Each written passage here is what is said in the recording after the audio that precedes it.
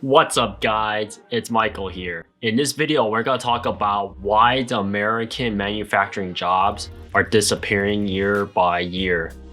And there's a bunch of contributing factors to this, ranging from a lot of, other countries providing better opportunities, a lot of restrictions, and we're mainly going to look into the automotive industry and how does the job base now is evolving from more a skill labor base than a physical labor base. So the whole point of this channel is to help you make your financial decisions better and help you save more money so you can invest in other opportunities to help you. Because the overall goal is to live financially free and is to not to basically keep yourself stuck in a dead-end job. So the whole point is to break away from that. And America itself and other first world countries offer a lot of great opportunities for people to break away from society's rat race. The only question is how to do it. So what I want to look at is why manufacturing itself is declining over the years, especially in automotive. So the reason why is,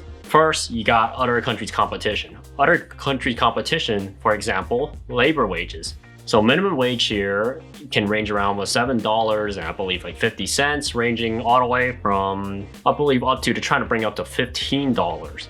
So think about that, that's extreme. $15 per person, you have, over 1,000 something workers, you have to pay for it. And some people don't want to work, they want to slack off. That's how it is, that's how human nature is. And also, you gotta look at other countries. Other countries, for example, China, you have, Vietnam, you have, Mexico, they're offering lower pay and wages. So if that's the case, why not just go there? If you go there, you can save the business a lot of money and a lot of fees.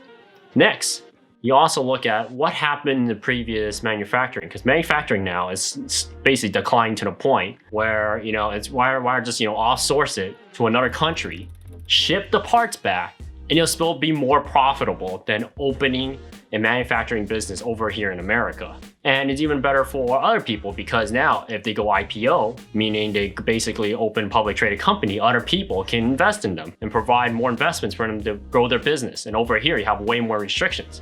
So what you want to look at is, first, you got, the pay for people.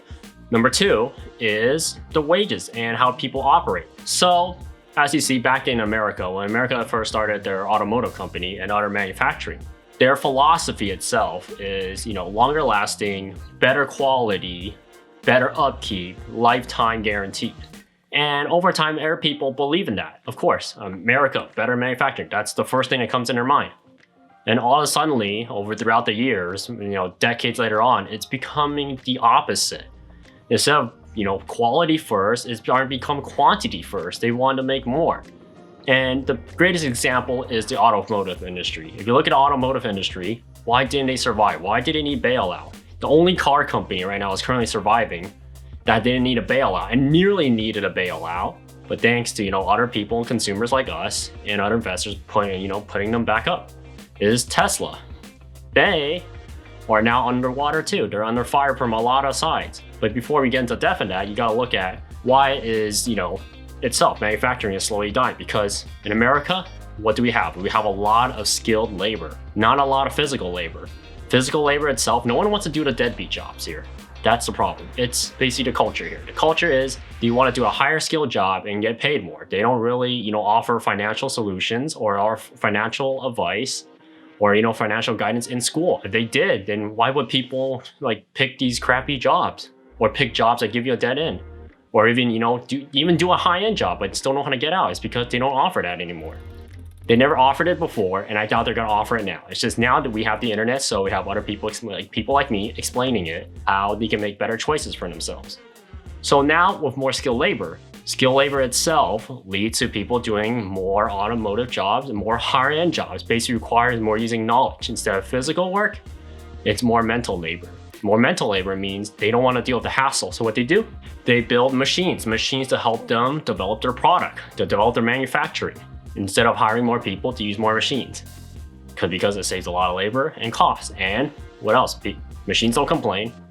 I hate to admit, they don't, sue the company for every little detail.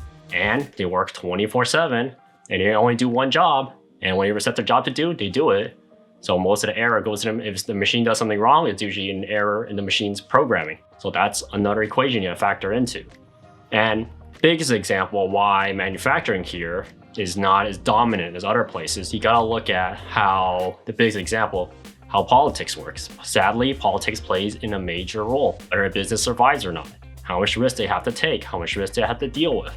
So using automotive example, Tesla, people think, oh, they always get attacked by, one of the sides. But in reality, if you actually, be more open-minded, take all the information coming in and split it up, they're actually being attacked from all angles, sadly.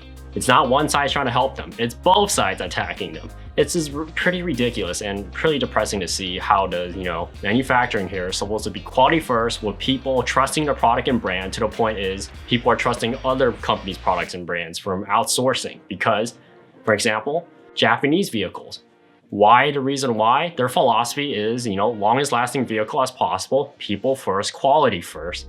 And they build that reputation to the point when people see a Japanese vehicle like Toyota, Honda. First thing you know, long reliability, long lasting, less maintenance, lower chance of breaking compared to American manufacturing. For automotive, American automotive is basically toast. And Tesla itself, it's a final revival, proving to other customers that now manufacturing itself, America has a chance to step back, take some shares back, take some people back, fight back their business. But instead, like I say, politics kills their business. And now look at Tesla. They moved out of California to Texas is because there'd be people just be trying to strangle his neck, Elon Musk's neck. And now I see why a lot of people defend him, because he's the only guy who doesn't want to deal with all this crap. He just wants to make humanity a better place and develop a better product for the market. And the reason why he became rich is because he solved problems. And look at his vehicle. Yeah, it's not perfect, but look. He's trying to perfect the product itself. And why both sides don't like him? First, he doesn't want to play by the rules. For example, he doesn't want to have a middleman. People think that's bad. But in reality, for consumers, that's a great thing for us. As a consumer, you're buying a car, you don't want to have a middleman, because what does a middleman do? Not really anything. The only thing it helps you do is drive up the cost for that guy's job. And in auto trade, you pay more money out of pocket. So he wants to get rid of that. He doesn't order online. And one side says it's not a good thing. Look, you're getting rid of jobs. But in reality, he's hiring more skilled labor for that job. Next, besides helping the environment, that's kind of controversial right there. But at the same time, he's providing a vehicle that requires less maintenance. Another plus to the consumer. Also, gasoline. Gasoline right now, if you look at it, because the right side says, gasoline to make it cheaper and stuff. Yeah, that's a great thing. But if you look at the other side, they raise taxes on gasoline instead. So it's basically another minus disservice to the consumer. And how he changes it is he's making it electricity, so it costs a lot cheaper. And you think about electricity, you can also generate your own electricity thanks to solar power now. So you don't always have to rely on the grid. That's another plus for the consumer. So that's why I see American manufacturing itself, United States, it's just getting to the point where people in the upper level is just basically strangling people who are trying to build a business, trying to provide good for the economy. And you're just outsourcing them because they don't want to deal with it anymore. Because outsourcing becomes more profitable than working in their own home country, sadly. What I want to break down is, how is this helping you as a consumer? Because a business itself, they're meant to gain money and capital. And for example, in manufacturing itself, they have to develop a product that the consumer wants, that we want. And in return, we create jobs. And the better the quality, the better how the performance is. So better the quality, more people will come buy it. But if you have people, raising taxes, talking crap about that one manufacturing, they don't do this, they don't do that. Why don't they have some type of rule or union? Why don't give people more work? Each time you do a disservice to the manufacturer and the supplier, then it comes back and harms the consumer, which is us. As a consumer watching this video, think that Tesla itself, as a manufacturing company, they're not doing great. They're actually trying to do you a service. You just got to use your head and think. Think, how do they help you compared to other people talking crap about them? So if you want to understand why American manufacturing is going downhill, you just got to look at the rules and regulations are being in place, and why are people trying to, push them to a corner. And the reason why I consider this is more of a financial opportunity is because if you have more businesses coming in and they do manufacturing, it's basically a bigger financial opportunity, meaning more companies go IPO, you have more companies to invest in. As simple as that. That's how business works. And I'll see you guys next time on the channel. Please like, share, and subscribe. See you next time. Peace.